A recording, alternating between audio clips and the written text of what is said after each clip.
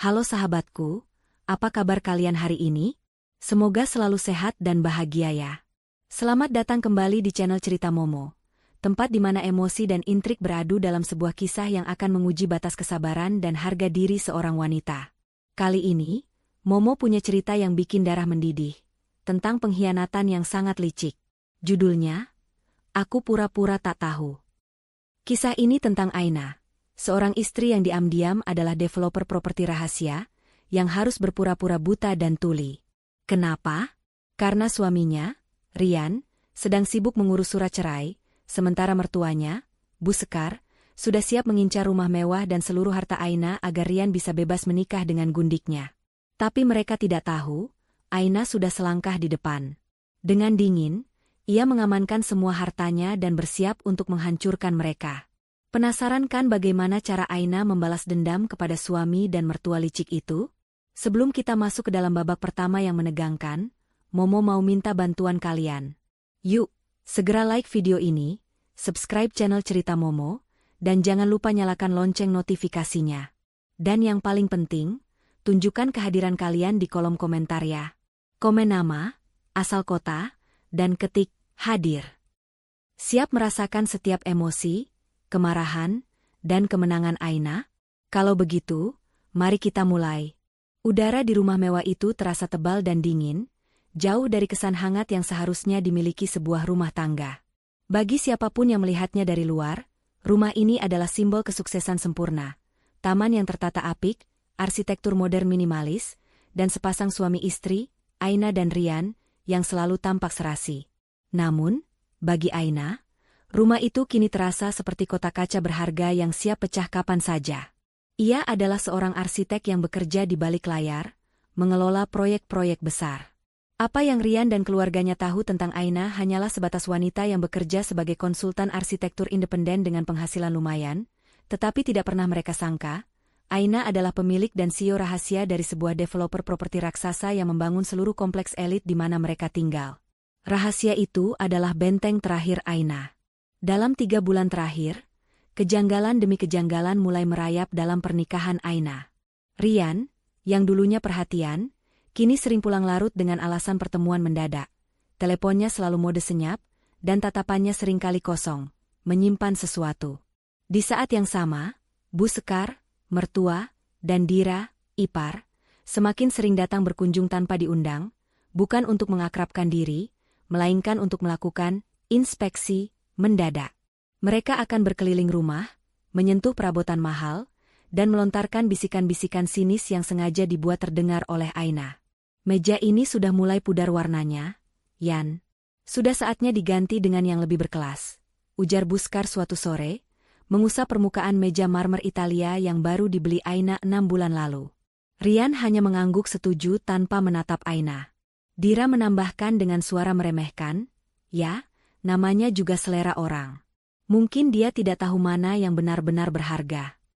Aina memilih diam, membiarkan komentar itu menguap di udara, karena ia tahu, menjawab hanya akan membuang energinya. Kesabaran Aina mulai diuji, namun ia membiarkan mereka dalam kebodohan, mengira mereka benar-benar berada di atas angin. Puncak dari keganjilan itu terjadi pada malam Jumat yang tenang. Aina tahu Rian akan menghadiri sebuah acara reuni kantor, jadi ia memutuskan untuk menyelesaikan beberapa urusan pekerjaan di studio kecilnya. Saat mencari flash drive cadangan di meja kerja Rian, mata Aina tertumbuk pada sebuah amplop coklat tipis yang terselip di bawah tumpukan majalah properti. Amplop itu bertuliskan nama sebuah kantor pengacara yang cukup ternama. Dengan tangan sedikit bergetar, Aina menarik amplop itu. Di dalamnya, ada beberapa lembar dokumen tebal yang membuat dunia Aina runtuh seketika. Itu adalah draft surat gugatan cerai yang telah dipersiapkan oleh pihak Rian. Isinya menusuk jantung Aina lebih tajam daripada pisau.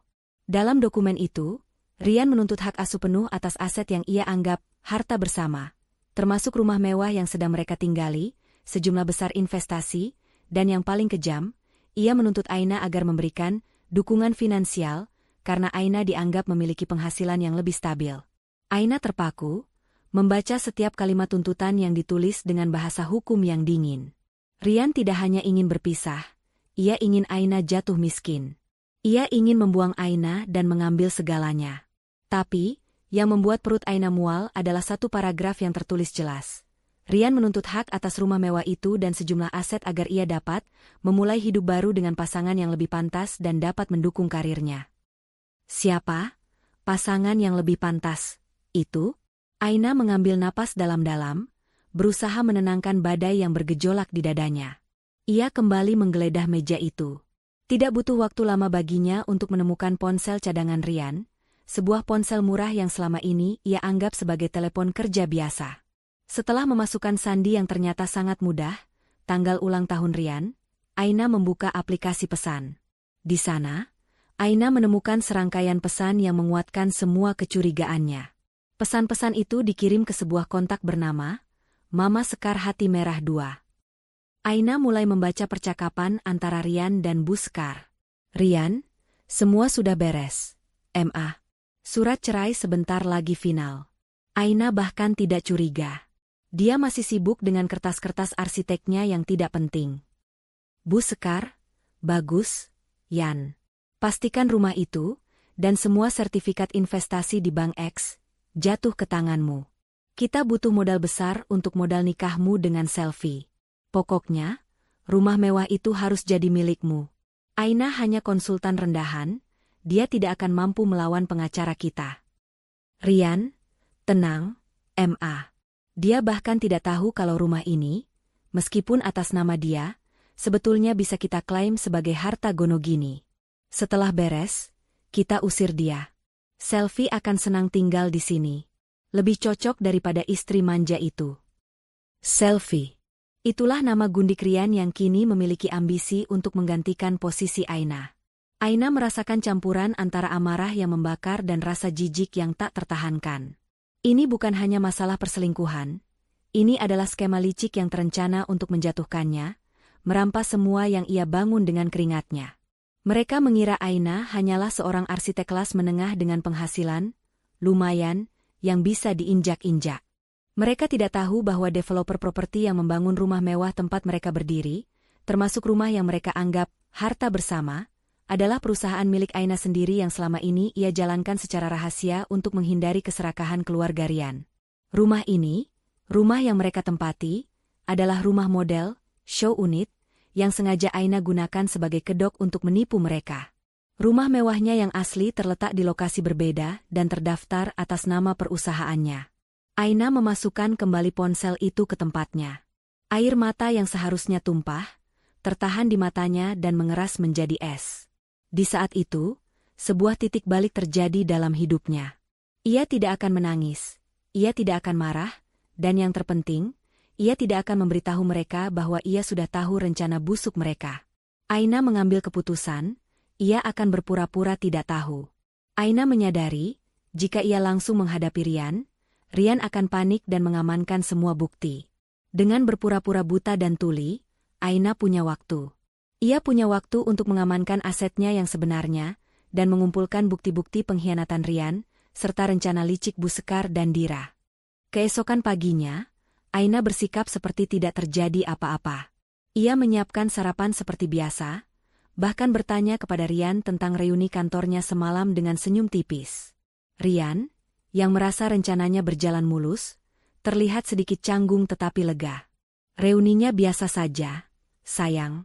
Hanya bertemu teman-teman lama, kata Rian, menghindari tatapan mata Aina. Oh, begitu ya? Aku senang kamu menikmati waktumu, Rian, jawab Aina dengan penekanan pada nama Rian yang tidak ia sadari terdengar dingin. Segera setelah Rian berangkat kerja, Aina langsung bergerak. Ia menghubungi Pak Jaya, pengacara kepercayaannya yang selama ini mengurus seluruh dokumen rahasia perusahaannya, termasuk sertifikat properti aslinya. Pak Jaya, kita harus segera mengamankan semua aset. Sekarang. Secepatnya, ujar Aina di telepon, suaranya pelan tapi tegas. Aina menceritakan semua yang ia temukan. Pak Jaya, yang sudah bekerja dengan Aina selama bertahun-tahun, terkejut namun memahami urgensi situasinya. Baik, Nyonya Aina, saya akan siapkan semua dokumen pemindahan hak, pembekuan rekening bersama, dan surat penarikan modal dari semua proyek yang Bapak Rian kelola, yang dananya berasal dari Anda. Saya pastikan, dalam 24 jam, semua aset Anda yang sebenarnya akan aman. Aina menarik napas lega. Bentengnya sudah mulai diperkuat.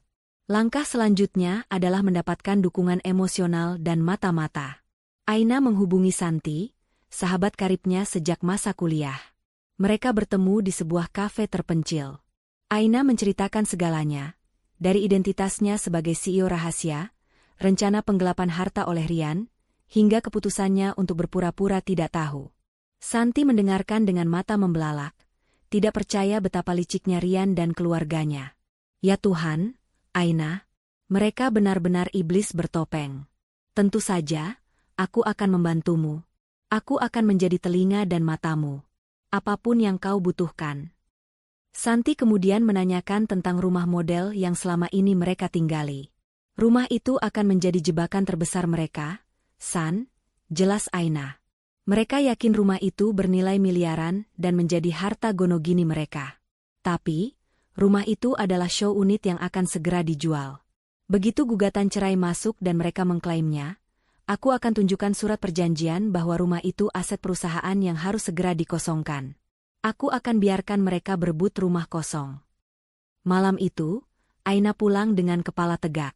Ia melihat Rian, Bu Sekar, dan Dira sedang asyik menonton televisi di ruang keluarga, membicarakan rencana liburan mewah mereka setelah semuanya beres. Aina masuk ke kamar, tersenyum kecil pada dirinya sendiri, dan berbisik dalam hati. Aku pura-pura tak tahu, agar kehancuran kalian lebih sempurna, dasar suami dan mertua licik. Keesokan harinya, seolah ada kesepakatan diam-diam di alam semesta, ketenangan palsu di rumah itu hilang. Aina memulai harinya dengan memancarkan aura ketenangan yang aneh, seakan-akan ia sedang dalam liburan mental yang damai, meskipun ia sedang mempersiapkan perang besar. Sebaliknya, Rian tampak gelisah, sesekali melihat ponselnya, menunggu konfirmasi dari pengacaranya bahwa gugatan cerai siap diajukan, tanpa menyadari bahwa Aina sudah jauh melangkah. Pagi itu, Aina bergegas ke kantor Pak Jaya, pengacara kepercayaannya. Ini bukan pertemuan biasa di balik meja kantor yang tenang, melainkan sebuah aksi cepat untuk memindahkan kekayaan bernilai triliunan rupiah. Ini dia, Nyonya Aina, kata Pak Jaya, menyodorkan setumpuk dokumen. Semua aset yang selama ini tercatat atas nama pribadi Anda, yang terpisah dari kepemilikan saham perusahaan, telah dipindahkan ke dalam struktur trust yang tidak bisa diganggu-gugat, bahkan dalam kasus perceraian dengan tuntutan gonogini. Rekening bank bersama sudah kita bekukan dengan alasan investigasi internal perusahaan, dan Rian tidak akan bisa menarik sepeser pun. Aina tersenyum tipis. Luar biasa, Pak Jaya. Dalam hitungan jam, mereka kehilangan pijakan keuangan tanpa menyadarinya. Dan bagaimana dengan show unit kita? Pak Jaya menunjuk sebuah dokumen lain. Rumah yang selama ini Anda tinggali, yang mereka sebut rumah mewah, itu, sudah saya buatkan purchase agreement palsu dengan perusahaan properti Anda. Penjualan akan diumumkan minggu depan. Mereka akan kaget, karena klaim mereka atas rumah itu akan menjadi klaim kosong atas properti yang sudah resmi dijual. Ini adalah bagian paling jenius dari rencana Aina. Ia sengaja membiarkan Rian dan Bu Sekar percaya bahwa rumah itu adalah aset pribadi, padahal itu hanya panggung sandiwara. Mereka mengincar sebuah ilusi. Sementara Aina sedang mengunci gerbang kekayaannya, drama di rumah model pun dimulai. Rian menerima telepon dari Selfie, gundiknya, yang mendesak untuk segera mendapatkan kepastian tempat tinggal. Selfie meminta Rian untuk mempercepat proses perceraian agar mereka bisa segera pindah ke rumah mewah itu. Aku butuh kepastian, Rian. Sampai kapan aku harus menunggu di apartemen sempit ini? Cepat usir istrimu dan berikan aku kunci rumah itu. Tuntut Selfie dari seberang telepon. Tekanan dari Selfie membuat Rian semakin panik. Ia langsung menemui ibunya, Bu Sekar, yang sedang mengukur-ukur karpet di ruang tamu, membayangkan perabotan barunya. Selfie mendesak. Kita harus segera menjual rumah yang satunya, kata Rian dengan nada cemas, merujuk pada sebuah aset investasi kecil Aina yang memang atas nama bersama. Tunggu dulu, Rian. Kenapa terburu-buru menjual yang kecil? Kita fokus pada yang besar ini. Tukas Bu Sekar, menepuk sofa. Aina harus segera keluar. Kita harus membuat dia yang meminta cerai, agar dia terlihat lemah dan tidak berhak atas banyak hal. Buskar kemudian melancarkan ide liciknya, mendesak Aina untuk menjual rumah mewah yang mereka tempati. Tujuannya bukan untuk menjualnya, melainkan untuk melihat reaksi Aina dan mengukur seberapa besar perlawanannya. Jika Aina menolak, mereka akan menggunakan itu sebagai alasan pertengkaran besar dan menuduh Aina serakah. Sore harinya, saat makan malam, Buskar melancarkan aksinya. Dira, ipar, yang juga hadir, ikut menjadi provokator. Aina, ibu dengar dari Rian, kondisi pasar properti sedang bagus sekali. Nak, mulai Buskar dengan senyum manis yang membuat Aina merinding. Aina mengangkat alisnya, berpura-pura tidak tertarik. Oh ya, Bu, saya kira begitu. Sudah ada beberapa penawaran tinggi untuk beberapa proyek di selatan. Bukan itu, Nak. Maksud Ibu, rumah kita ini, Buskar menekankan kata, kita. Menurut Ibu, sudah saatnya kita pindah ke lokasi yang lebih eksklusif, yang lebih dekat dengan area bisnis Rian. Jual saja rumah ini, Rian bisa mendapatkan modal besar untuk mengembangkan usahanya. Rian menimpali, iya, sayang. Mama benar. Aku sudah lihat-lihat beberapa klaster baru yang lebih bergengsi. Bagaimana menurutmu? Aina memainkan garpunya, membiarkan keheningan sejenak. Jika ia menolak, mereka akan curiga. Jika ia setuju, mereka akan mengira rencana mereka berhasil. Ide yang bagus, jawab Aina, tiba-tiba setuju. Rian, Buskar, dan Dira hampir tersedak. Mereka bertiga saling pandang, terkejut dengan kemudahan Aina menyetujui. Bi benar, Aina? Tanya Buskar, suaranya sedikit gemetar karena kegirangan. Tentu saja. Kenapa tidak? Saya sedang ada proyek besar di area utara. Saya juga butuh pindah ke lokasi yang lebih strategis untuk memantau pengerjaan proyek itu. Lebih baik kita jual rumah ini dan saya bisa pindah ke rumah baru di utara. Itu akan lebih cocok untuk kita semua, jelas Aina dengan tenang. Aina sengaja menggunakan kata, kita, dan rumah baru di utara, untuk memberi mereka harapan palsu bahwa mereka akan ikut serta dalam kemewahan berikutnya. Kenyataannya, rumah di utara itu adalah rumah asli Aina, yang tidak akan pernah mereka sentuh. Buskar dan Rian tidak bisa menyembunyikan senyum kemenangan mereka. Di mata mereka, Aina adalah wanita bodoh yang terpedaya dengan ide rumah baru, padahal niat mereka adalah segera menjualnya untuk modal nikah dan mengusir Aina ke jalan. Mereka tidak sadar, Aina baru saja melempar umpan besar. Malam itu, Aina segera menghubungi Santi, sahabatnya. Umpan sudah dilempar, San. Mereka sudah menggigit, kata Aina di telepon. Mereka yakin aku setuju untuk pindah karena tergiur rumah baru. Padahal, aku hanya memuluskan jalan untuk menjual show unit ini dan pindah ke rumahku yang sebenarnya. Santi tertawa terbahak-bahak. Mereka akan mengalami kaget budaya, aye. Dari rumah model ke penjara? Hampir. Langkah selanjutnya adalah menyiapkan kekacauan kecil, ujar Aina. Besok, aku akan membuat drama yang memastikan Rian sibuk mengurus hal-hal sepele, sementara aku dan Pak Jaya melakukan eksekusi, pemindahan. Aina lalu menjalankan rencana untuk menciptakan kekacauan kecil. Pada dasarnya, ia memotong akses Rian ke sumber daya yang ia anggap miliknya. Pagi-pagi sekali, Rian terbangun karena panggilan telepon yang panik dari kantornya. Proyek penting yang ia kelola mendadak mengalami krisis keuangan. Dana yang seharusnya masuk dari investor utama yang tidak lain adalah perusahaan rahasia Aina, mendadak tertunda tanpa alasan yang jelas. Ada apa, Rian? Kenapa teriak-teriak? Tanya Aina, berpura-pura baru bangun. Aku tidak tahu. Dana proyekku dihentikan, Aina. Kita bisa gagal setor. Investornya gila. Rian berteriak, wajahnya merah padam karena panik. Tenanglah. Coba hubungi manajermu, kata Aina, dengan nada sedikit meremehkan.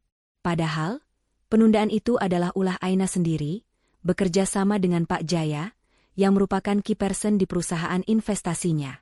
Rian menghabiskan sepanjang hari itu untuk berkoordinasi dengan bank dan pihak investor, tenggelam dalam kepanikan finansial.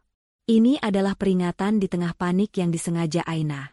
Ia ingin Rian sibuk dan teralihkan, tanpa sempat memikirkan rencana gugatan cerainya, atau bahkan menyadari pergerakan Aina di rumah. Saat Rian sedang pusing dengan krisisnya, Aina memanfaatkan momen itu dengan sempurna. Ia memanggil Pak Jaya untuk eksekusi terakhir di rumah model. Pak Jaya dan timnya datang ke rumah saat Rian masih di kantor. Mereka tidak membawa truk besar untuk memindahkan perabotan, melainkan koper-koper kecil yang berisi dokumen-dokumen asli dan aset berharga yang kecil milik Aina, seperti perhiasan, surat saham, dan hard disk cadangan. Mereka bergerak cepat dan senyap, hanya meninggalkan barang-barang yang merupakan inventaris show unit. Semua dokumen kepemilikan saham, deposito, sertifikat rumah asli di utara, sudah aman, Nyonya Aina, bisik Pak Jaya.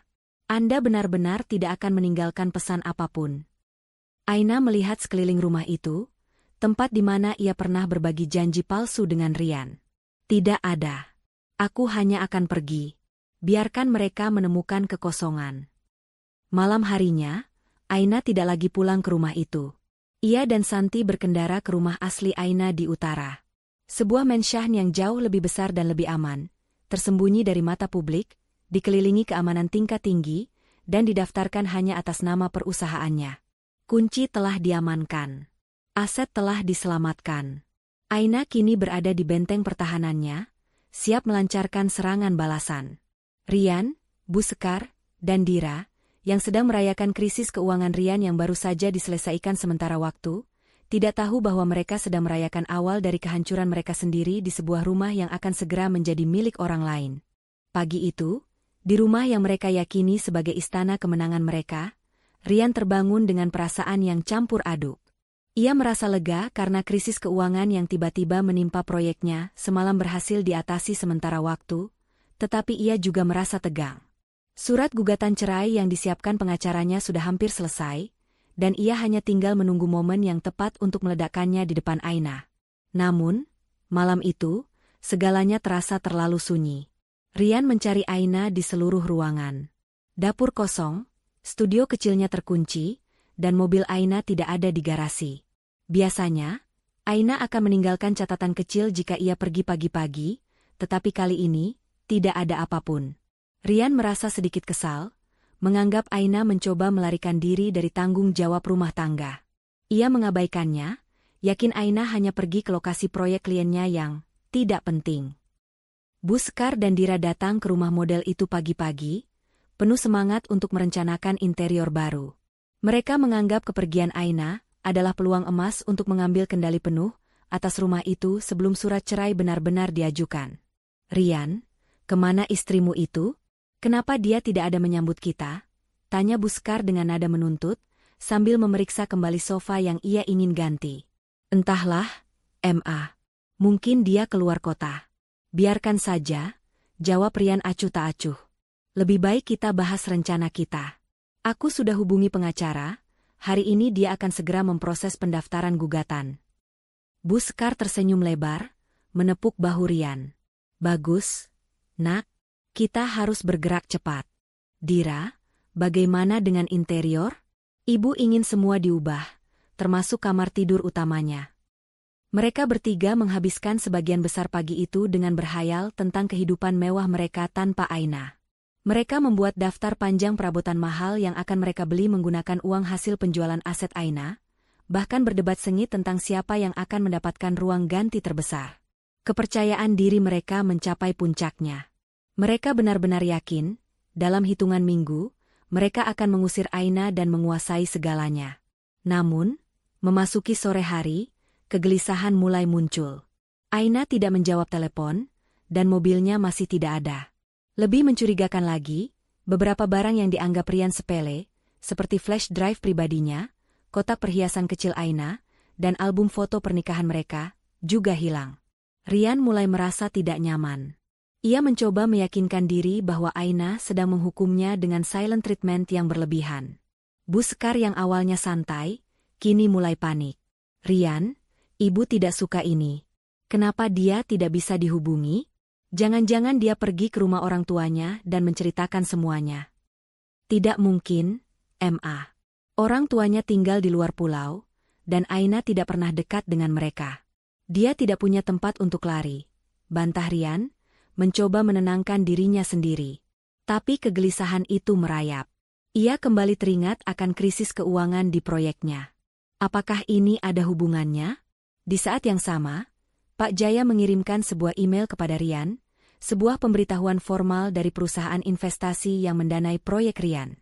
Isi email itu adalah penarikan penuh modal investasi yang diberikan kepada Rian, dengan alasan pelanggaran klausul etika dan manajemen risiko. Penarikan itu harus dieksekusi dalam 48 jam. Ini bukan lagi krisis kecil, ini adalah ancaman kebangkrutan total. Rian jatuh terduduk di lantai kantornya yang mewah. Matanya membelalak membaca nominal dana yang ditarik. Angka itu jauh melebihi kemampuan perusahaannya untuk menutupinya. Ia segera menelepon Bu Sekar dengan suara tercekat. "Ma, gawat, dananya ditarik semua. Kita bangkrut, Ma. Perusahaanku hancur." Bu Sekar dan Dira segera bergegas kembali ke kantor Rian. Malam itu menjadi malam terpanik bagi mereka. Mereka mencoba menelepon Pak Jaya, tetapi Pak Jaya, sebagai representasi dari perusahaan investasi, hanya menjawab dingin bahwa ini adalah keputusan final Dewan Direksi. Mereka tidak tahu, Dewan Direksi itu adalah Aina sendiri. Hanya ada satu jalan, Rian, ujar Bu Sekar dengan mata liar. Kita harus segera mengajukan gugatan cerai sekarang juga. Kita tuntut rumah itu dan semua asetnya. Begitu rumah itu di bawah nama kita bisa menjualnya untuk menutup kerugian ini dan tetap untung. Ide ini diterima dengan bulat oleh ketiganya. Ini adalah malam eksekusi rencana mereka yang sebenarnya. Merebut harta Aina untuk menyelamatkan diri mereka sendiri. Mereka buru-buru menghubungi pengacara mereka untuk segera memproses pendaftaran gugatan cerai ke pengadilan. Sementara Rian dan keluarganya sibuk di kantor pengacara, Aina justru sedang menikmati ketenangan yang absolut di rumah asli di utara.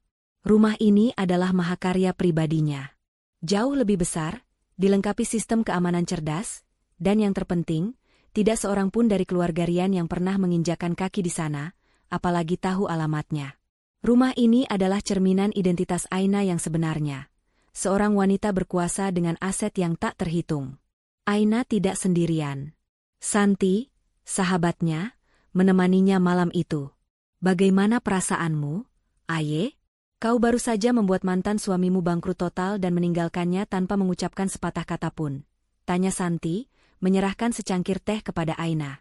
Aina tersenyum, senyum yang bukan lagi senyum istri yang lembut, melainkan senyum seorang CEO yang baru saja menutup kesepakatan bernilai triliunan. "Aku merasa bebas, San. Rasa bersalah sudah lama mati, digantikan oleh rasa keadilan. Mereka ingin aku hancur dan miskin. Aku hanya memberikan mereka kehancuran yang setimpal." Malam itu, Aina dan Santi memantau pergerakan Rian melalui berita internal perusahaan dan Pak Jaya. Aina tahu, Rian pasti sedang kalang kabut mengajukan gugatan cerai. "Pak Jaya, pastikan gugatan cerai darinya tercatat. Setelah itu, segera daftarkan gugatan cerai dari pihak kita, dengan klaim perselingkuhan, niat jahat, dan penuntutan aset palsu," perintah Aina melalui telepon. Aina ingin Rian yang mengajukan gugatan lebih dulu, agar ia yakin bahwa Rianlah yang memulai kehancuran ini. Tapi Aina akan membalikkan fakta itu. Ia akan mengajukan gugatan balik yang jauh lebih kuat, menuntut Rian dan keluarganya, bukan hanya soal perceraian, tapi juga perbuatan melawan hukum. Menjelang tengah malam, Rian kembali ke rumah model itu dalam keadaan mabuk dan frustrasi, diikuti Bu Sekar dan Dira. Pengacara mereka berhasil mengajukan gugatan cerai dengan tuntutan pembagian harta yang ambisius. "Kita akan mendapatkan rumah ini, Ma. Kita akan menguasai semua hartanya," teriak Rian, mencoba meyakinkan dirinya sendiri di tengah keputusasaan. Bu Sekar menenangkan Rian. "Tentu saja, Nak. Kita hanya perlu memenangkan sidang pertama. Setelah itu, kita jual rumahnya. Dan wanita itu, dia tidak akan punya apa-apa." Mereka pergi tidur dengan mimpi buruk tentang kebangkrutan dan harapan palsu akan kekayaan Aina. Pagi buta, ketika Rian baru saja terlelap, pintu rumah itu digedor dengan keras. Rian membuka pintu dengan wajah kesal, melihat dua orang pria berseragam properti berdiri di depan pintu. "Maaf, Tuan. Kami dari manajemen properti," kata salah satu pria itu. "Kami datang untuk melakukan pengosongan unit." Rumah ini sudah resmi dijual hari ini, dan unit ini harus dikosongkan sebelum tengah hari. Rian terkejut. Apa maksudmu? Rumah dijual? Ini rumahku. Ini harta Gonogini. Istriku, Aina, sudah setuju untuk menjualnya dan kami akan pindah. Maaf, Tuan, potong pria itu dengan sopan. Rumah ini adalah show unit yang dimiliki oleh PT Properti Abadi. Kami memiliki surat perjanjian jual-beli yang ditandatangani kemarin, dan Ibu Aina sudah mengetahui hal ini sejak lama. Beliau hanya menggunakannya sebagai tempat tinggal sementara. Keterkejutan Bu Sekar, yang ikut terbangun, dan Dira, yang mengintip dari balik pintu, tidak bisa disembunyikan. Wajah mereka pucat pasi. Rumah yang mereka incar, rumah yang mereka yakini sebagai aset bernilai miliaran milik Aina, ternyata hanyalah rumah model yang disewakan, atau lebih tepatnya, yang akan segera diserahkan ke pembeli yang sah. Rian merebut surat itu dan melihat tanda tangan di bagian bawahnya. Betul, semua dokumen itu sah. Bu Sekar meratap, Dira mulai menangis histeris. Mereka baru menyadari, Aina tidak hanya pergi, Aina sudah merampas tempat tinggal mereka. Rian segera menelepon Aina. Telepon itu berdering, dan Aina menjawabnya. Aina, apa-apaan ini? Kenapa kau jual rumahnya? Kau bilang kita akan pindah ke rumah baru di utara. Teriak Rian, suaranya dipenuhi amarah dan keputusasaan. Di seberang telepon, Aina tertawa kecil. Tawa yang dingin dan penuh kemenangan. Aku pura-pura tak tahu, Rian. Aku pura-pura tak tahu kau mengurus surat cerai. Aku pura-pura tak tahu kau dan ibumu mengincar rumah mewah itu, kata Aina, suaranya tenang. Tapi rumah ini, Rian, tidak pernah menjadi milikku, apalagi milikmu. Itu adalah aset perusahaan. Selamat menikmati rumah baru, karena setelah ini, yang tersisa untuk kalian hanyalah kekosongan. Aina segera menutup telepon, meninggalkan Rian, Bu Sekar, dan Dira dalam keheningan yang mematikan di rumah yang kini bukan lagi milik mereka. Pagi itu, mereka kehilangan rumah, modal, dan harapan. Semua karena rencana licik wanita yang mereka anggap bodoh dan ingin mereka hancurkan. Setelah diusir dari show unit yang mereka yakini sebagai rumah mewah mereka, Rian, Bu Sekar, dan Dira jatuh ke dalam pusaran kekacauan. Mereka terpaksa menginap di sebuah hotel pinggiran kota yang harganya mencekik. Sementara semua rekening bank bersama telah dibekukan, dan dana proyek Rian ditarik habis. Mereka tidak punya lagi uang tunai yang signifikan, dan kartu kredit mereka, yang selama ini dibayar oleh dana perusahaan Aina, tanpa mereka sadari, kini ditolak. Kepanikan mereka beralih menjadi amarah yang membabi buta terhadap Aina. Mereka yakin Aina menyembunyikan uang tunai di suatu tempat, dan mereka harus segera memenangkan gugatan cerai untuk memaksa Aina membuka semua aset. Mereka menghubungi pengacara mereka, Pak Adnan, dengan nada yang menuntut. Anda harus pastikan, Pak Adnan, gugatan kami didaftarkan segera. Kami menuntut rumah itu, semua investasi, dan tunjangan.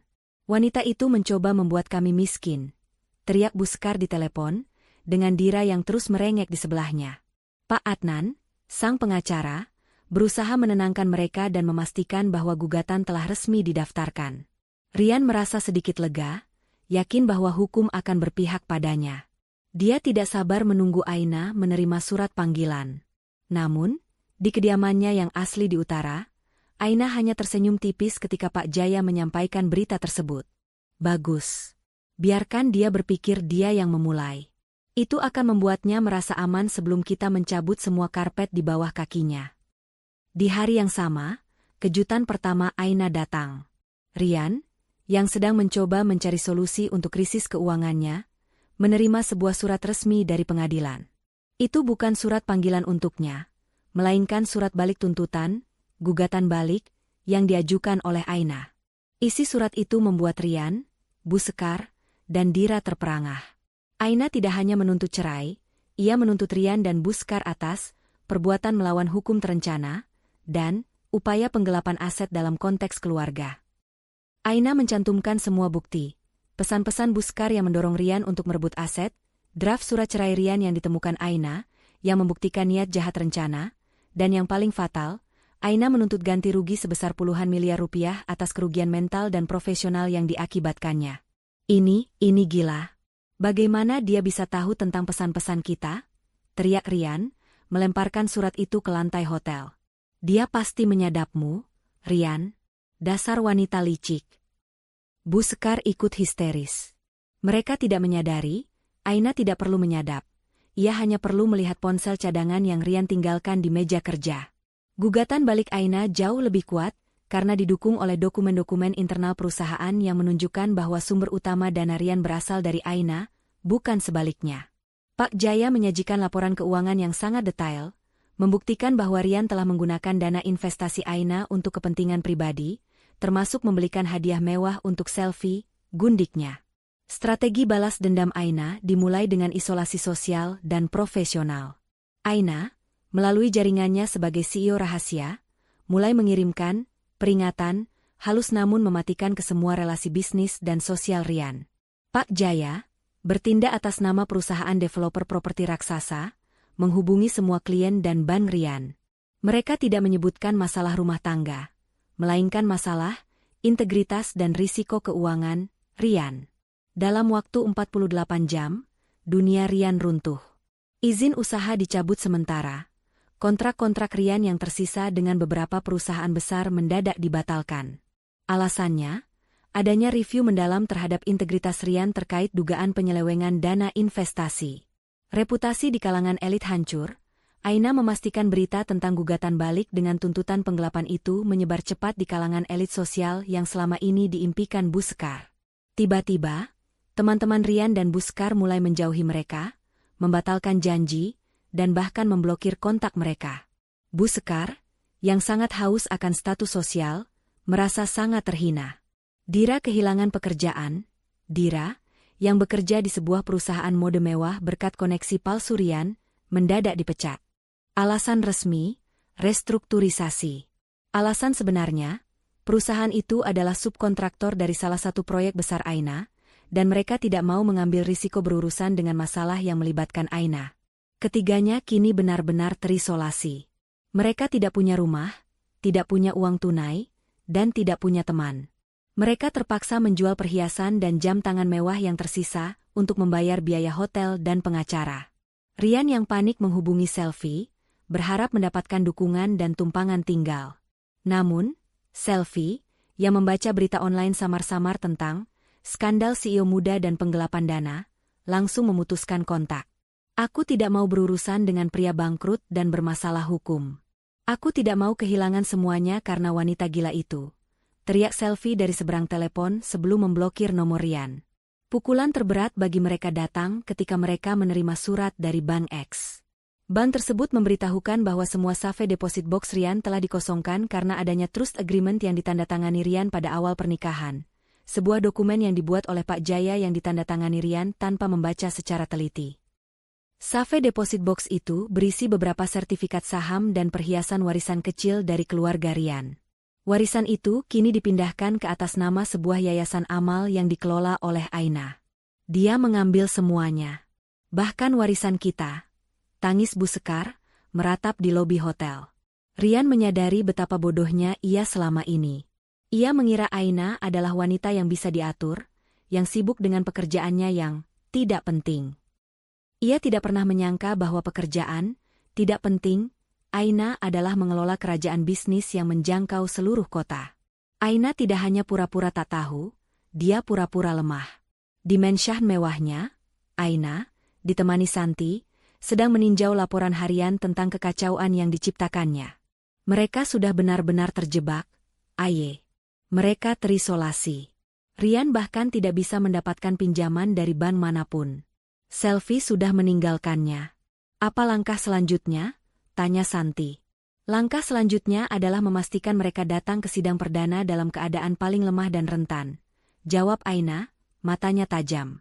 Aku sudah menyiapkan satu kejutan lagi, San. Sebuah drama kecil yang akan membuat mereka memohon simpati di depan hakim, padahal mereka pantas mendapatkan lebih dari ini. Aina tahu, rasa sakit yang paling dalam bagi Rian, Bu Sekar, dan Dira bukanlah kehilangan uang, melainkan kehilangan status dan kenyamanan hidup. Dan Aina baru saja merampasnya.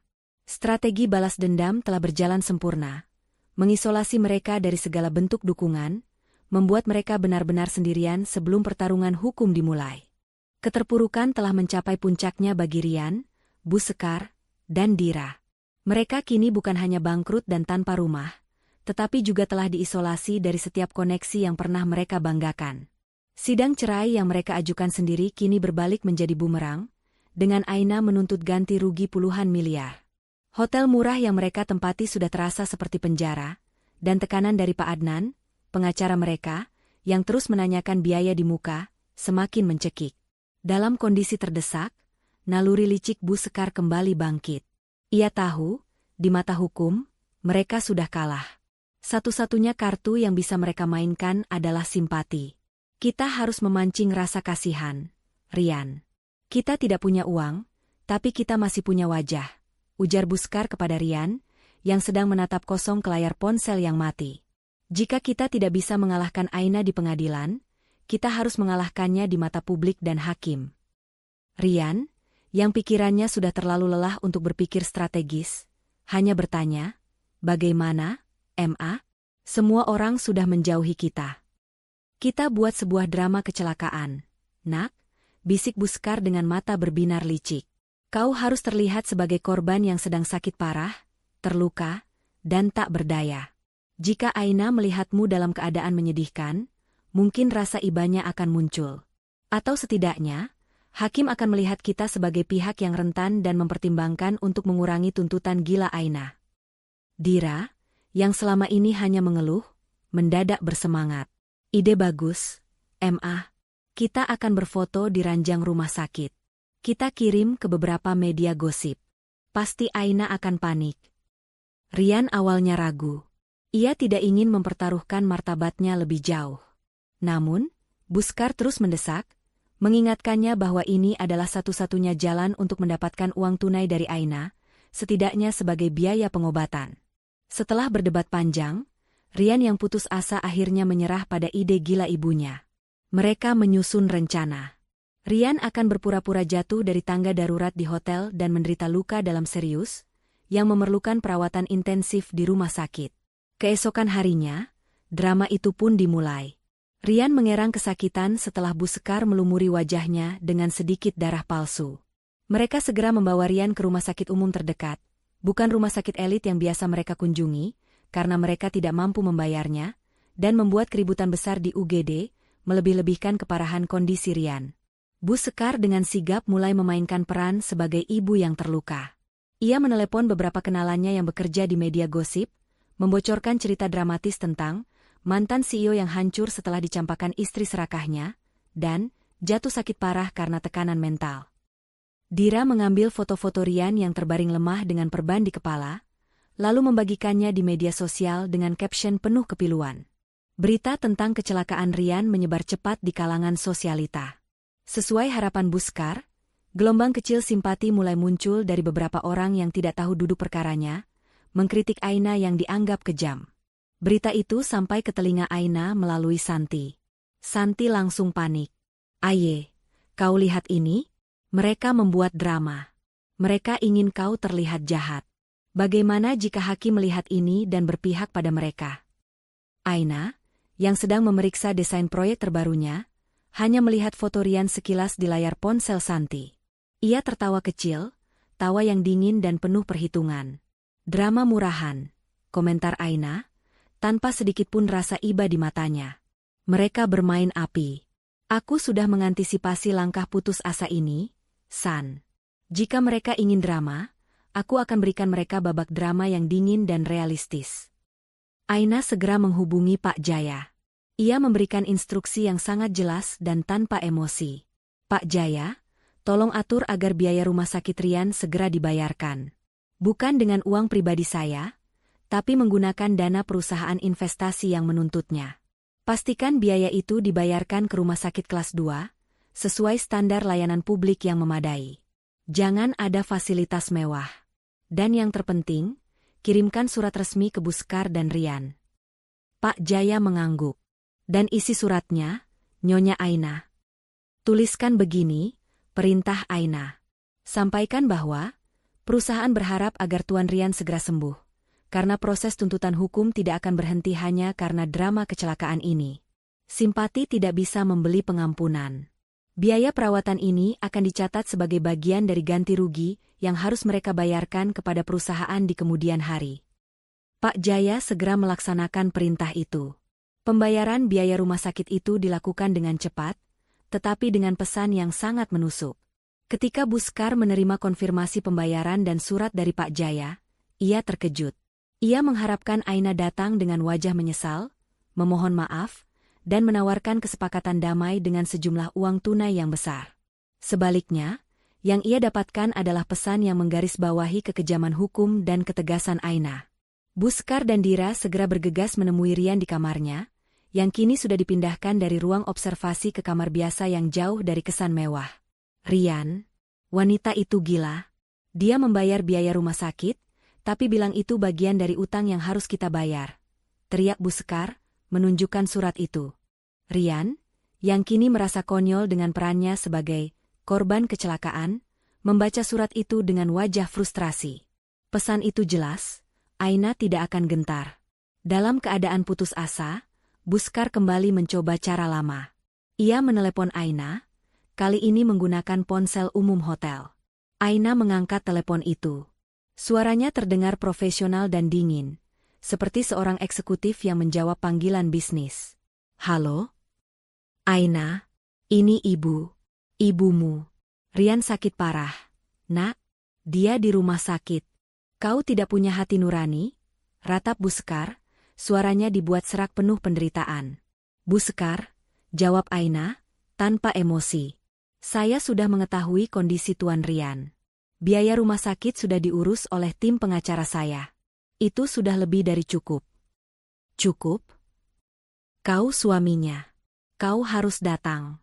Kau harus membatalkan gugatanmu dan tunjukkan rasa belas kasihan. Buskar mendesak. Terdengar jeda panjang dari seberang telepon.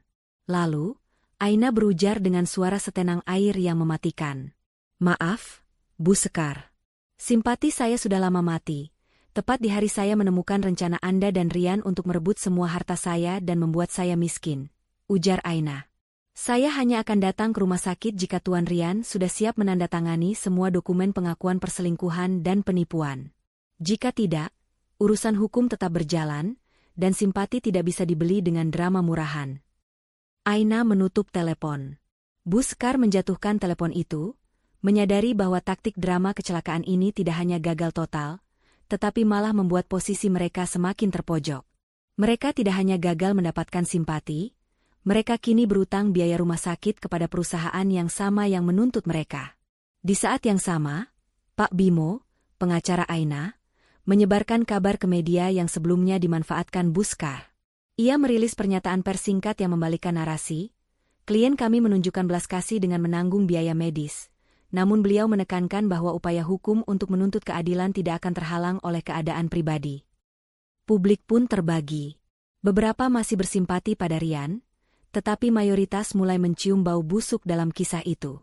Aina, melalui tindakan dingin dan terukurnya, berhasil membuktikan bahwa ia tidak kejam, melainkan hanya berprinsip. Rian, Buskar, dan Dira kini benar-benar terjebak dalam lubang yang mereka gali sendiri. Mereka kembali ke hotel dengan tubuh lelah dan hati hancur, menunggu surat panggilan sidang yang akan menjadi babak paling menentukan dari kehancuran mereka. Di tengah kegelapan yang menyelimuti kehidupan Rian, Buskar, dan Dira, hari sidang perdana semakin dekat. Mereka terpaksa pindah dari hotel ke sebuah kontrakan kecil, menjual sisa-sisa perhiasan Dira hanya untuk membayar biaya sewa dan menalangi biaya Pak Adnan, pengacara mereka. Rian menjadi sangat rentan. Rasa amarahnya bercampur dengan ketakutan luar biasa, karena ancaman tuntutan ganti rugi puluhan miliar dari Aina. Sementara mereka tenggelam dalam keputusasaan, Aina, di kediaman mewahnya yang aman di utara, sedang menyempurnakan strategi akhirnya bersama Pak Jaya. Ini bukan lagi tentang sekadar memenangkan gugatan cerai, melainkan tentang menghancurkan kredibilitas Rian dan keluarganya di hadapan hukum dan publik. Pak Jaya, kita harus memastikan hakim melihat gambaran besarnya. Ini bukan hanya perceraian, ini adalah konspirasi penggelapan, ujar Aina, meninjau tumpukan berkas yang menjulang tinggi di mejanya. Tepat, Nyonya Aina. Gugatan balik kita sudah kuat dengan bukti transfer dana ilegal Rian, untuk kepentingan pribadinya. Tetapi ada satu hal lagi yang akan menjadi pemukul telak, kata Pak Jaya sambil mengeluarkan sebuah flash drive hitam kecil. Ini adalah hasil penyelidikan internal kami di perusahaan. Kami menemukan sebuah pengakuan tersembunyi yang akan membuktikan niat jahat mereka dari awal. Pak Jaya menjelaskan bahwa timnya berhasil memulihkan data dari server lama kantor Rian, yang tanpa ia sadari masih menyimpan salinan cadangan email dan percakapan internal. Salah satu yang ditemukan adalah korespondensi antara Rian dan seorang kenalannya di luar negeri, mengenai pemindahan aset yang dilakukan Buskar dan Dira sebelum pernikahan Aina dan Rian. Pengakuan tersembunyi itu berbunyi, sebelum Rian menikah dengan Aina, Buskar pernah membuat pernyataan tertulis kepada Rian, yang terekam dalam korespondensi email, bahwa pernikahan itu adalah kesempatan terbaik untuk mengamankan aset keluarga yang hilang setelah bisnis mereka sempat merugi besar.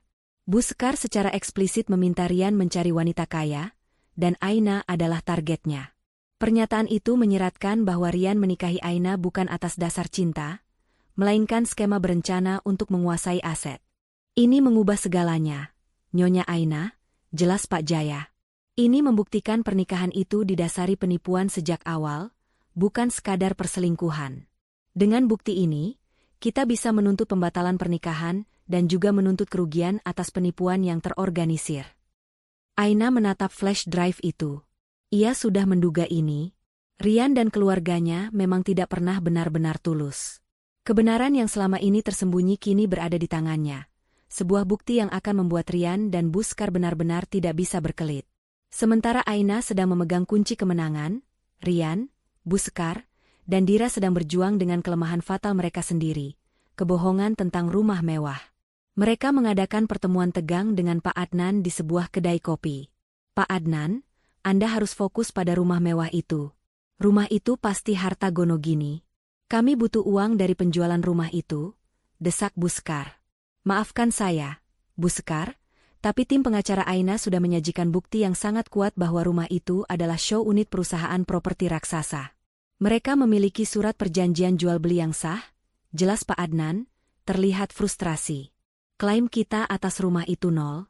Bahkan, kita bisa dituntut karena menempati properti perusahaan tanpa hak. Rian, akhirnya menyadari kebodohannya, menunduk malu. Dia menipu kita, MA. Dia membuat kita percaya itu rumahnya. Padahal itu hanya panggung sandiwara. Dira menambahkan, dan sekarang, kita tidak punya apa-apa. Kami tidak bisa melawan dia. Dia terlalu kuat. Kelemahan fatal mereka yang lain adalah Rian sudah terlalu banyak berbohong. Saat Rian mencoba mempersiapkan kesaksiannya, ia tersendat. Ia terbiasa berbohong kepada Aina dan ibunya, hingga ia tidak lagi tahu mana kebenaran yang bisa ia pertahankan di pengadilan. Pak Adnan akhirnya menyarankan strategi terakhir. Menyerang integritas Aina dengan menuduhnya melakukan penyadapan ilegal untuk mendapatkan pesan-pesan Rian, dan mengklaim Aina adalah istri yang dingin dan manipulatif. Ini adalah satu-satunya celah yang mereka miliki. Malam sebelum sidang, Aina menyempatkan diri bertemu dengan Santi. Aina memberikan senyum tenang, bukan senyum bahagia, melainkan senyum puas karena keadilan akan segera ditegakkan. Besok adalah hari di mana kebenaran akan muncul, San. Aku tidak akan membiarkan mereka lolos, hanya dengan kehilangan uang. Mereka harus kehilangan martabat mereka, ujar Aina. Aku tahu, Aye. Tapi ingat, jangan biarkan emosimu terpancing. Tetaplah dingin. Mereka pasti akan mencoba memprovokasi tentang drama kecelakaan dan kepergianmu, pesan Santi. Aina mengangguk. Aku sudah siap. Aku pura-pura tak tahu selama berbulan-bulan, hanya untuk momen ini. Aku akan membiarkan mereka bicara sepuasnya, dan kemudian, Pak Jaya akan mengungkapkan pengakuan tersembunyi itu. Di hotel kecil tempat Rian menginap, ketegangan terasa mencekik. Rian minum obat tidur hanya untuk bisa memejamkan mata. Buskar mondar-mandir, masih bermimpi tentang rumah mewah yang ia harap bisa ia dapatkan. Mereka sama sekali tidak tahu bahwa di tangan Aina, bukan hanya sertifikat rumah yang sudah teramankan, melainkan juga bukti penipuan terencana yang akan menghancurkan mereka hingga ke akar-akarnya. Keesokan harinya, Rian, Buskar, dan Dira memasuki gedung pengadilan dengan pakaian terbaik mereka yang tersisa, mencoba memancarkan aura kemakmuran palsu terakhir mereka. Mereka siap bertarung. Namun, mereka tidak sadar, mereka sudah memasuki arena yang telah disiapkan Aina untuk menghancurkan mereka. Ruang sidang utama di pengadilan agama dipenuhi oleh ketegangan yang menyesakkan. Ini bukan hanya sidang perceraian, melainkan sebuah pertunjukan hukum yang menarik perhatian banyak pihak. Di satu sisi, ada Rian, Bu Sekar, dan Dira, yang tampak pucat dan mengenakan pakaian terbaik yang tersisa, berusaha keras memancarkan martabat yang sudah lama hilang. Mereka ditemani oleh Pak Adnan, pengacara mereka, yang terlihat gelisah. Di sisi lain, Aina duduk tegak dan tenang, memancarkan aura seorang CEO yang sedang menghadiri rapat Dewan Direksi, ditemani oleh Pak Jaya, yang memegang tas berisi semua amunisi kemenangan mereka. Sidang dimulai dengan Rian dan Pak Adnan melancarkan serangan, seperti yang telah mereka rencanakan. Pak Adnan mencoba menjelek-jelekan Aina, menuduhnya sebagai istri yang dingin, manipulatif, dan bahkan menuduh Aina melakukan penyadapan ilegal untuk mendapatkan bukti perselingkuhan Rian. Ia juga mencoba mencari simpati atas kecelakaan Rian, mengklaim bahwa Aina telah meninggalkannya dalam keadaan sakit parah. Yang Mulia Hakim, kata Pak Adnan, meninggikan suaranya, klien kami hanyalah korban dari pernikahan yang tidak bahagia dan tekanan mental yang berat dari istri yang terlalu dominan. Istri yang dingin ini, Nyonya Aina, telah menggunakan kekayaan gelapnya untuk menghancurkan klien kami. Rian, yang mendapat giliran bersaksi, mulai meratap, melebih-lebihkan rasa sakit emosionalnya, berharap mendapatkan empati dari hakim. Bu Sekar dan Dira sesekali menyeka air mata buaya mereka, menciptakan adegan penderitaan yang dibuat-buat. Saat giliran Aina tiba, ia berjalan ke mimbar dengan langkah mantap. Ia tidak menunjukkan emosi apapun, kemarahannya sudah lama berubah menjadi perhitungan yang dingin.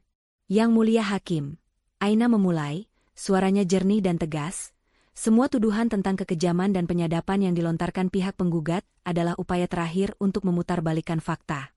Tujuan utama mereka, Yang Mulia, bukanlah mencari keadilan, melainkan mencari pembenaran atas niat jahat dan penipuan terencana. Aina kemudian menyerahkan bukti awal, pesan-pesan Rian kepada Bu Sekar yang ia temukan di ponsel cadangan. Bukti ini menunjukkan secara jelas bahwa mereka berdua berkonspirasi untuk mengklaim aset Aina. Rian, Bu Sekar, dan Dira semakin pucat. Mereka tidak bisa membantah keaslian pesan tersebut. Klimaks terjadi ketika Pak Jaya meminta izin untuk menyampaikan sebuah pengungkapan yang menentukan dalam kasus ini. Hakim mengizinkannya, dan Pak Jaya berdiri. Yang Mulia Hakim, kami akan mematahkan semua klaim harta Gonogini dan menuntut balik atas kerugian. Namun, sebelum itu, klien kami perlu mengungkapkan siapa dirinya yang sebenarnya. Karena identitas ini adalah kunci dari seluruh penipuan yang dilakukan pihak Tuan Rian, ujar Pak Jaya. Semua mata tertuju pada Aina. Rian, Bu Sekar, dan Dira menatapnya dengan rasa ingin tahu bercampur kebencian. Mereka masih berpikir Aina hanyalah seorang konsultan arsitektur berpenghasilan lumayan. Aina berdiri dan meminta izin kepada hakim untuk berbicara langsung. Yang Mulia, ujar Aina, selama ini, Tuan Rian dan keluarganya memperlakukan saya sebagai wanita yang mudah diatur, seorang arsitek kelas menengah yang bisa mereka usir dan rampas asetnya. Mereka mengira rumah mewah yang kami tinggali adalah aset pribadi yang bisa mereka klaim.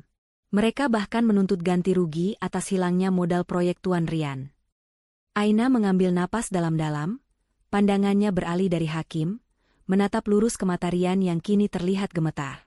Namun, pada hari ini, di ruang sidang ini, saya akan mengakhiri sandiwara yang saya mulai. Saya pura-pura tak tahu bahwa mereka mengincar harta saya, agar saya memiliki waktu untuk mengamankan aset dan melihat sejauh mana kebusukan mereka. Kemudian, dengan suara lantang dan penuh otoritas, Aina mengucapkan kalimat yang menjadi momen puncak dari seluruh cerita. Yang Mulia Hakim, saya bukan sekadar arsitek independen. Saya adalah Aina Adhirani, pemilik tunggal dan Chief Executive Officer, CEO, dari PT Adhirani Jaya Property, perusahaan developer properti raksasa yang tidak hanya membangun kompleks elit di mana kami tinggal, tetapi juga merupakan investor utama dari seluruh proyek yang selama ini dikelola oleh Tuan Rian. Ruangan sidang seketika hening, disusul bisikan-bisikan riuh dari pengunjung. Rian, Bu Sekar, dan Dira membeku di tempat. Wajah mereka tidak lagi pucat, melainkan merah padam karena rasa malu dan kaget yang luar biasa.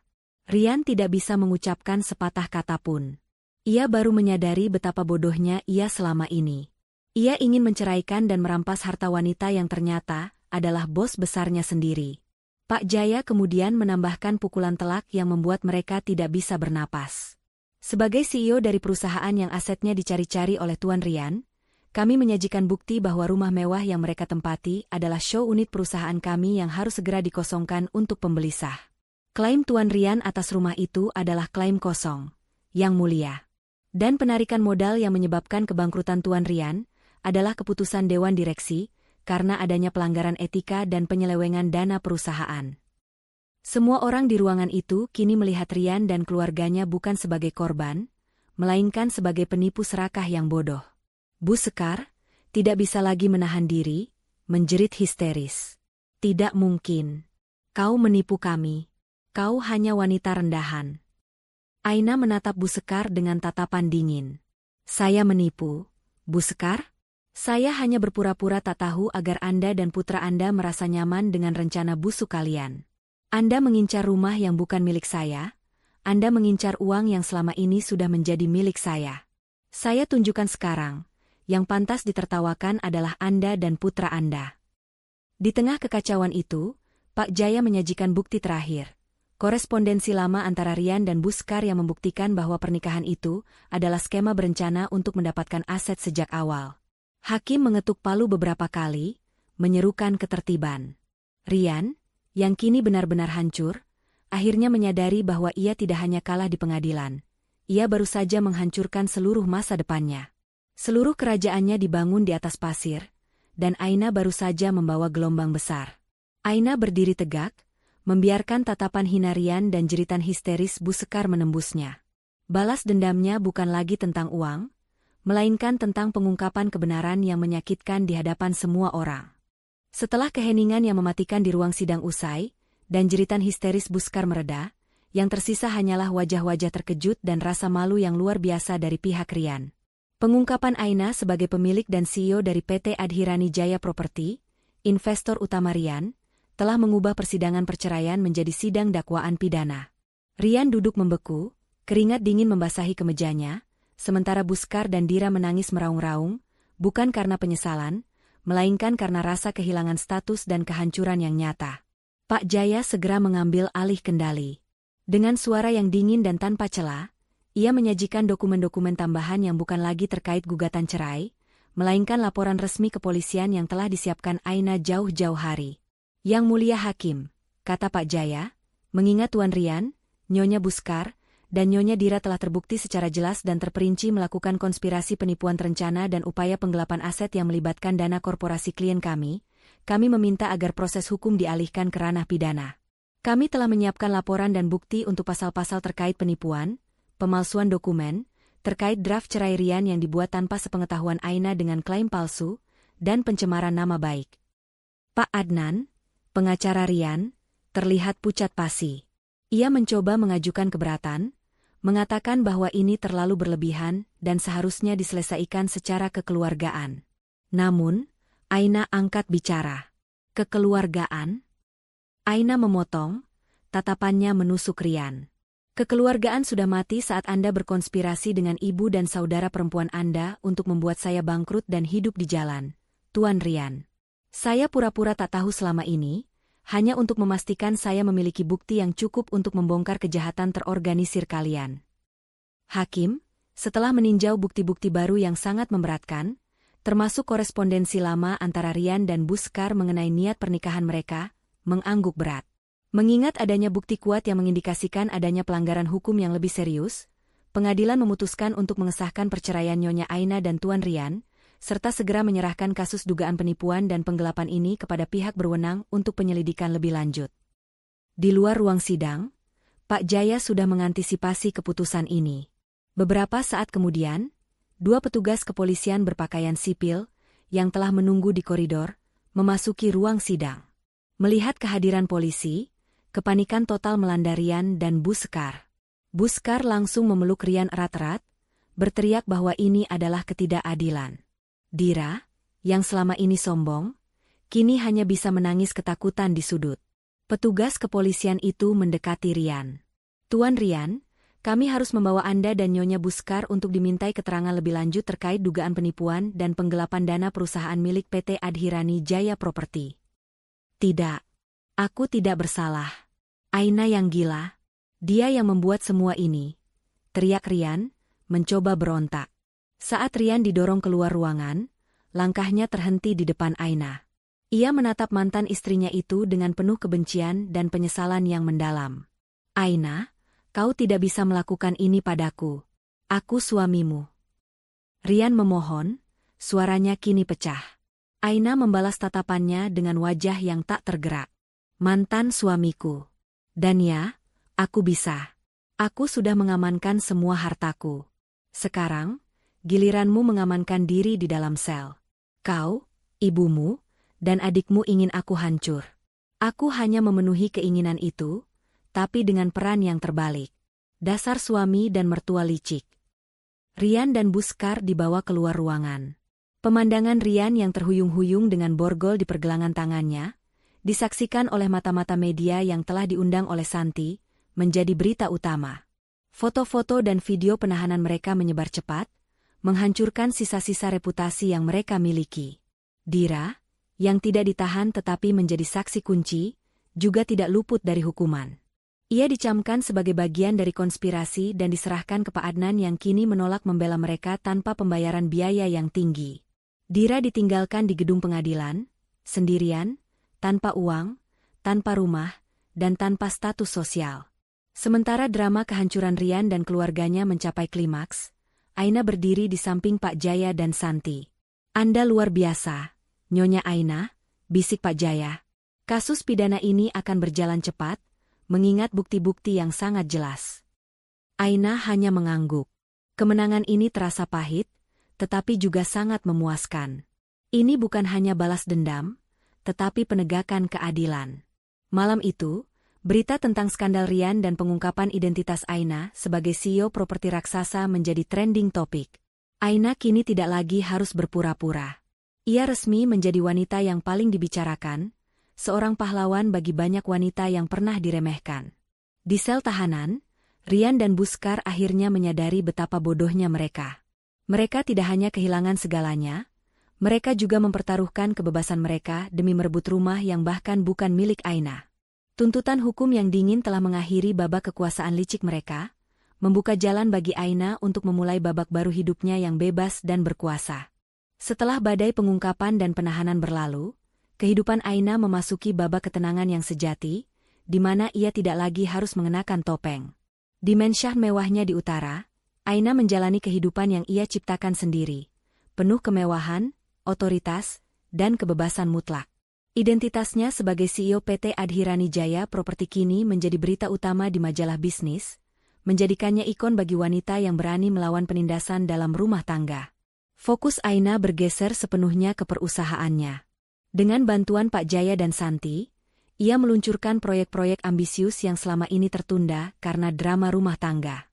Ia tidak hanya sukses secara finansial, tetapi juga menemukan kepuasan profesional yang jauh lebih dalam. Ia mendapatkan kesempatan kedua dalam hidupnya, kesempatan untuk benar-benar menjadi dirinya sendiri tanpa rasa takut dihakimi atau dirampas. Di tengah kesibukan profesionalnya, Aina memastikan bahwa proses hukum terhadap Rian dan Buskar berjalan lancar. Hasil penyelidikan polisi semakin menguatkan bukti yang disajikan Pak Jaya. Pengakuan tersembunyi Buskar mengenai skema penipuan terencana untuk mendapatkan aset Aina sejak awal pernikahan menjadi kunci utama. Setelah proses yang singkat namun teliti, Rian dan Buskar dinyatakan bersalah atas beberapa pasal, termasuk penipuan, penggelapan dana korporasi, dan perbuatan melawan hukum.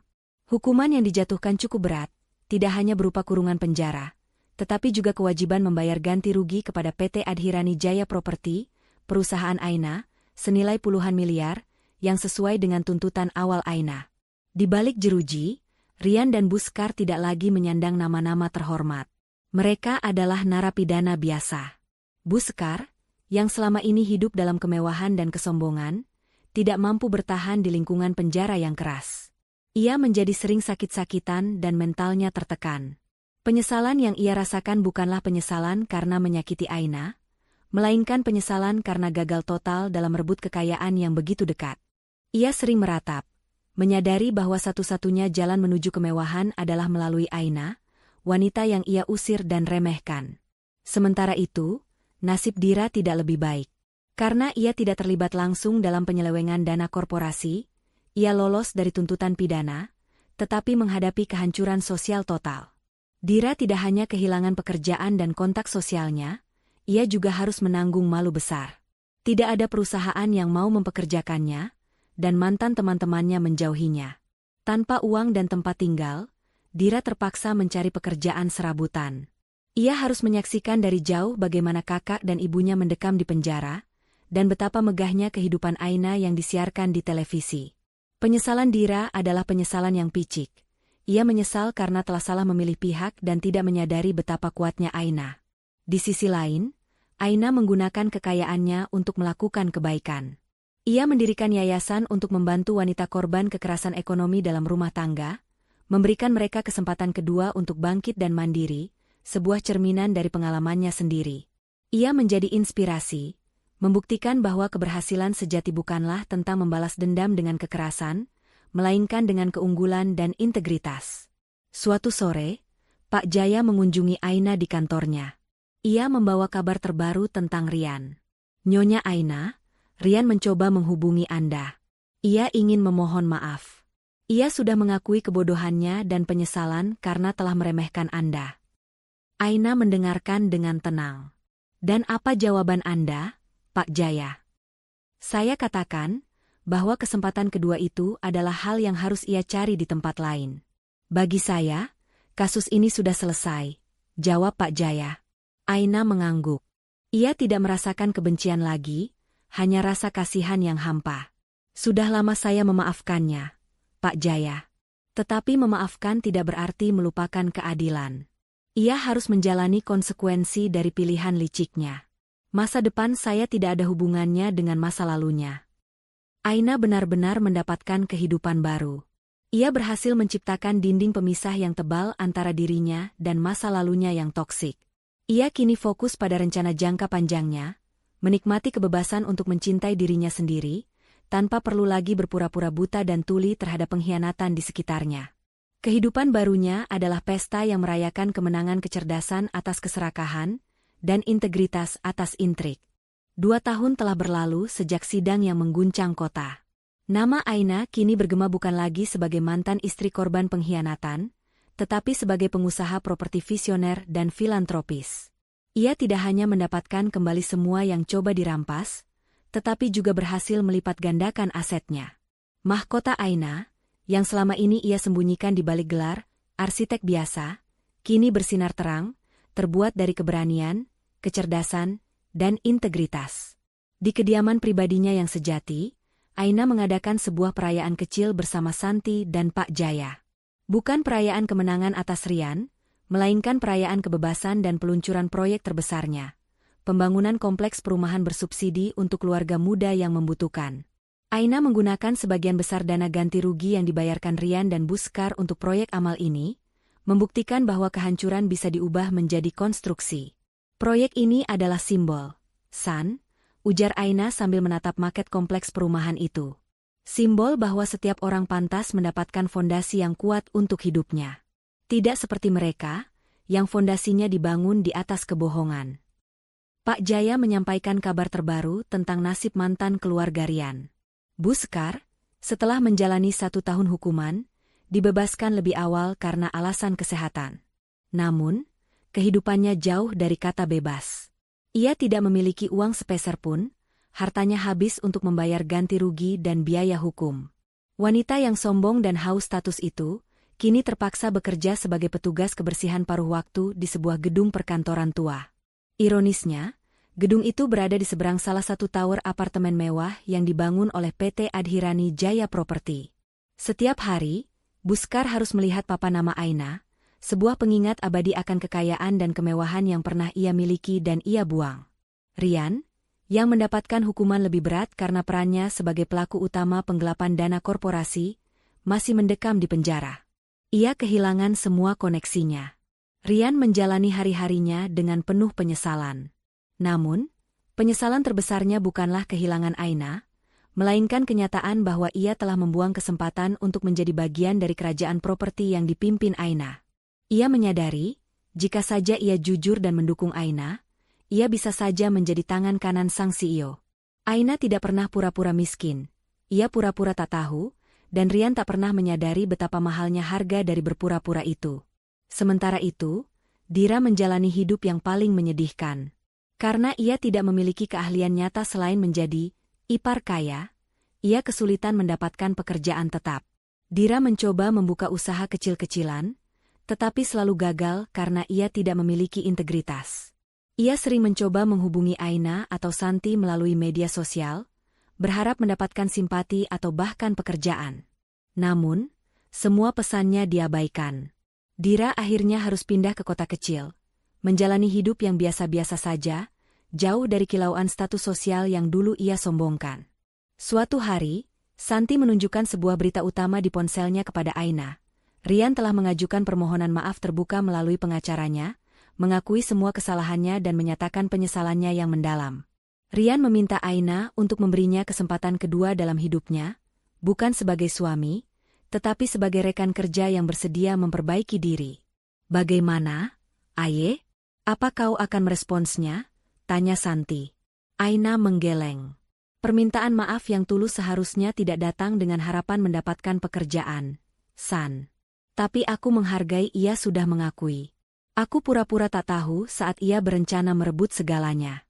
Sekarang, aku pura-pura tak tahu tentang keberadaannya. Hidupnya sudah bukan urusanku. Aina memilih untuk mengakhiri babak itu sepenuhnya. Ia tidak lagi melihat Rian dan keluarganya sebagai musuh, tetapi sebagai pelajaran yang telah ia bayar mahal dan kini telah selesai. Ia menutup kasus itu bukan dengan amarah, melainkan dengan keheningan yang penuh kemenangan. Kisah Aina mencapai klimaks yang damai. Ia mendapatkan cinta baru, bukan dari seorang pria, melainkan dari keberaniannya sendiri. Ia berdiri di puncak sukses, menjadi inspirasi bahwa kecerdasan dan integritas adalah aset paling berharga. Ia mengajarkan pelajaran penting. Siklus pengkhianatan akan berakhir di tangan wanita yang memilih untuk menjadi perencana, bukan korban. Mahkota seorang wanita sejati bukanlah dari berlian, melainkan dari kebenaran yang ia pegang teguh, bahkan ketika ia harus berpura-pura tak tahu. Aina menutup buku kisah lamanya. Dengan anggun, ia melangkah maju menuju masa depan yang cerah, mengarungi kehidupan barunya sebagai ratu yang memimpin kerajaannya sendiri, sebuah akhir yang baru, dengan mahkota yang berbeda, yang jauh lebih berharga. Jangan pernah meremehkan seorang wanita yang memilih diam. Diamnya bukan kelemahan, melainkan waktu yang ia gunakan untuk mengumpulkan bukti dan menyusun strategi. Integritas dan kecerdasan adalah aset sejati, dan keserakahan selalu akan dibalas dengan kehancuran yang setimpal.